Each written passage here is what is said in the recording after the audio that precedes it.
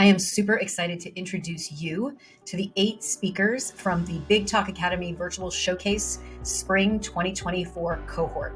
These incredible speakers entertain, educate, inspire, and invite you to think bigger and how you can have global impact by listening to their incredible stories. Enjoy.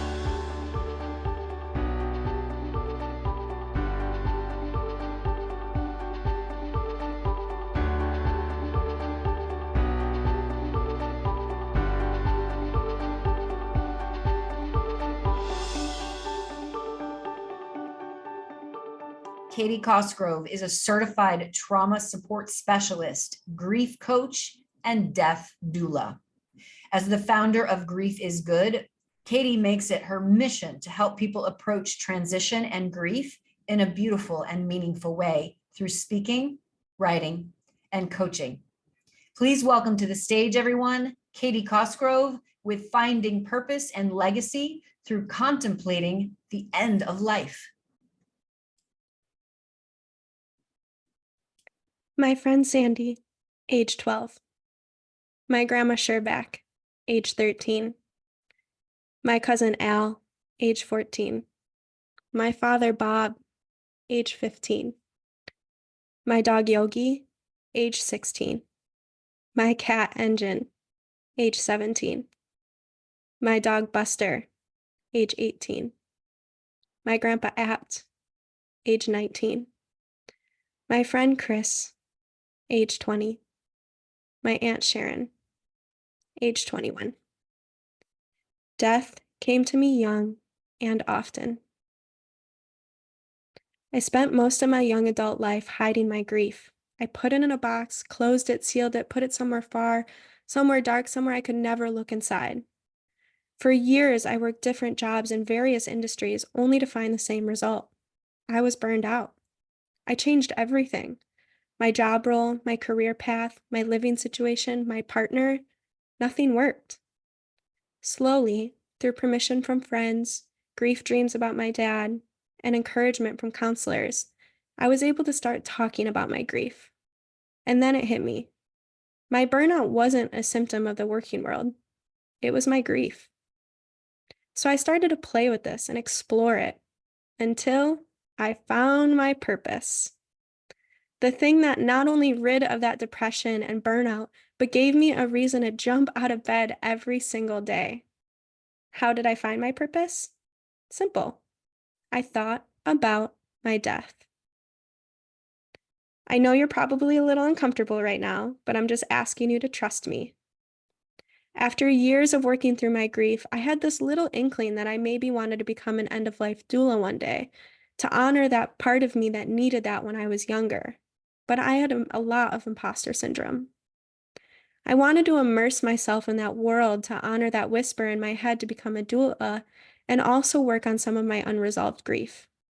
So I found this class called The Best 3 Months with Gabby Jimenez, which walks you through planning the last 3 months of your life, whether you're dying or not. In the 7-week course, my cohort and I laughed, talked, vented, cried, and healed together. It challenged my biases on death, such as talking about it makes it come around faster, and it showed me that planning the end of life is a beautiful gift you get to leave your loved ones.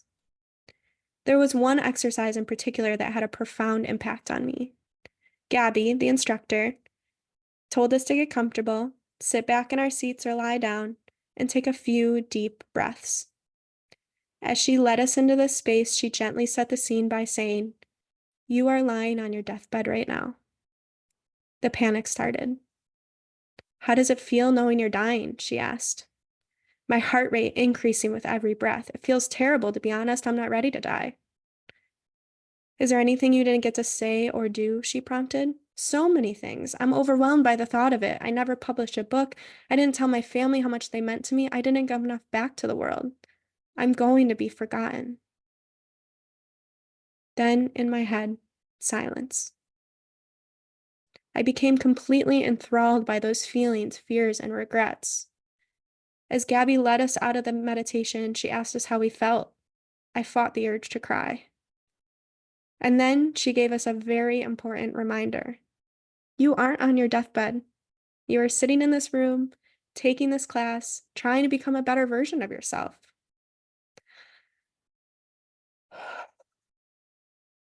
I took a deep breath. The feelings that arose for me were something I had never felt or faced before. I became completely enthralled by them, and it paralyzed me. So I started making moves. I prioritized whatever made me proud of myself, whether that was taking steps to publish my book, learning how to become a death doula, or even getting the door for a stranger. Slowly, I found that I was becoming the version of me I always wanted to be. I had adopted a pure heart, and I set out to live life in intention, purpose, and love. What is purpose? How do we define it? How do we integrate it into our lives? Let me answer those questions with a question. What are you proud of? Hard work? A loving family? Your empathy? Problem-solving skills? Now take that and give it a little spin. How does that pride apply in every interaction you have? This might be a hard leap to make, but try to get a little creative here. Let's say you're proud of creating an efficient environment at work. You might want to get creative about why you like efficiency. Is it because you used to live in a chaotic world before, so keeping things streamlined and intact brings you joy? Is it because you love seeing others thrive at what they do? Whatever that reason is, play with it for a second. How can you take that sentiment and apply it into a goal that you have every day? Let's stick with the efficiency example. What if the value underneath that is actually the ability to prioritize what's important? Maybe you could take that and use it to become a masterful listener whose mission is to unearth the nugget, the wisdom, the juice out of every conversation, and then take those gems to live a more fruitful life. Do you see how I got there? Number 1, what are you proud of? Number 2, what is the value underneath that? And number 3, how do you take that and apply it to every interaction, decision, and conversation you have? There is your purpose. After doing that class and that exercise, I found my purpose, that it was to make people feel more comfortable during change or transition. Once I came to that realization, I overcame my imposter syndrome, and I found the strength to pursue something I had been considering for years and develop my own legacy. I published a book, a children's book, that focuses on how to keep connections to loved ones alive through dreams and storytelling. I became a death doula, and I get the door for strangers all the time. I'm not saying that you have to make this big dramatic life change or career path change to fulfill your purpose. What I am saying is that through small, incremental shifts, you can find legacy and help yourself live a more fulfilled and aligned life. How do you want to be remembered? I invite you to do this deathbed exercise for yourself. Sit with it and allow it to wash over you. And whatever you discover, don't wait. Thank you.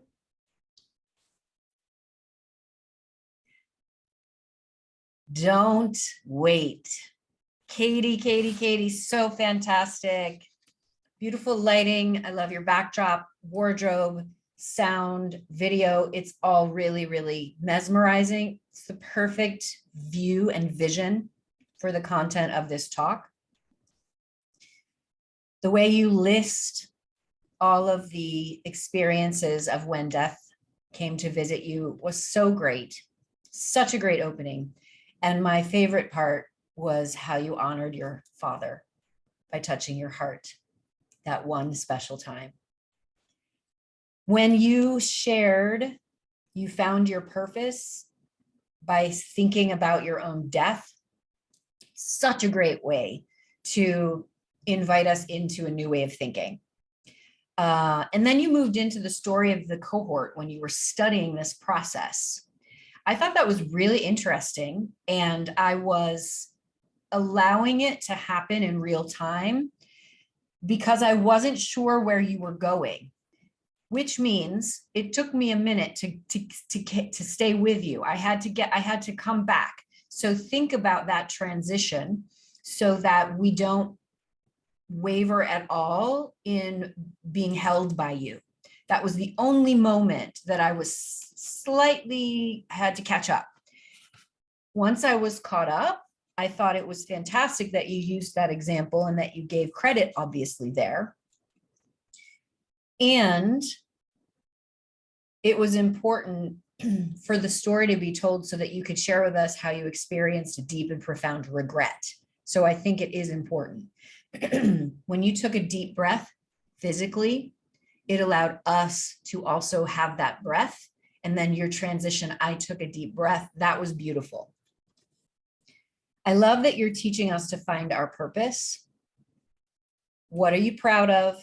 What's the value underneath it? And how to apply it equals your purpose. It's very easy. It's very actionable. It's very possible. And the way you incorporated narrative symmetry with bringing back, I wrote a book, I'm a death doula, and I open doors for people all the time. That was a really great way of showing us the completion of the talk. I love this talk. I love that it is about how to find your purpose through your lens and through your process. And I think the way you opened and the way you share the story is so fantastic. Amazing, amazing work. Thank you. You're welcome. Thank you for watching the Big Talk Academy Virtual Showcase Spring 2024 cohort. If you love these talks, definitely share in the comments so that we can fully support you. And if you want to get on my big stage, head over to thebigtalkacademy.com so we can make your dream of having impact a reality. Big love. Mwah.